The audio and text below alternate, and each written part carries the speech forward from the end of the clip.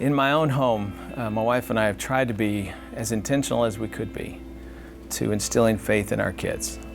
Yeah, we did all the external religious practice stuff, go to church, go to Bible class, be around Christian people and Christian things. Yeah, we've done that. We tried to guard our kids, their hearts and their minds from influences that would be negative to faith development. Yeah, that's important. But we've also just tried to be authentic in every way that we can. Be humble with our life and share with them our passion for God's grace in our lives. So I think your kids are going to pick up on whatever you're passionate about. If you're passionate about cars, football, video games, dresses, clothes, looking good to other people, that's what your kids are going to value. So we just try to be passionate about Jesus. We've also told them stories. Yeah, we tell them the biblical stories, and we tell them. We don't necessarily wait on the church to do it. We tell them at home. We talk about it, read books. Through the years, found different ways of engaging dialogue. Tell them the biblical story.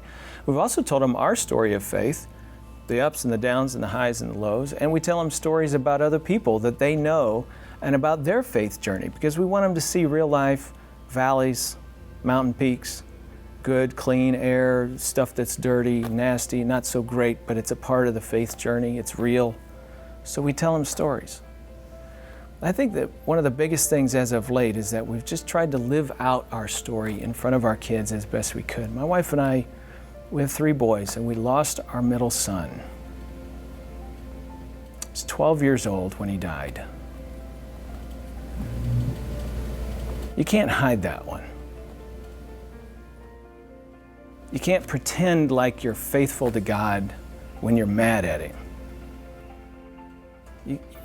You gotta just be mad. You gotta be real. You gotta cry. You gotta weep. You gotta call out. Sometimes you don't want to call out. We've just tried to be authentic with that and do our grieving in light of our faith journey in front of our kids, the other 2. We've tried to help them deal with their grief in light of faith, in light of Scripture. And we've not pretended. It's just been real and raw. And to most people, to be honest, it would be ugly from the outside. It's just where we are. I think you can do all of those things. Whether there's tragedy in your life or your life is going really well right now, live that out in front of your kids. Drive down the road, taking them to school, and talk about how, I had to make a decision the other day about whether we was going to put a check in the plate when it came around, because we're really struggling with money right now, and I didn't know whether I could trust God or not. Say that to my kids? Yes, that's real. That's the way faith works. The struggle. Let them in on what's going on inside your faith journey. Tell them the story.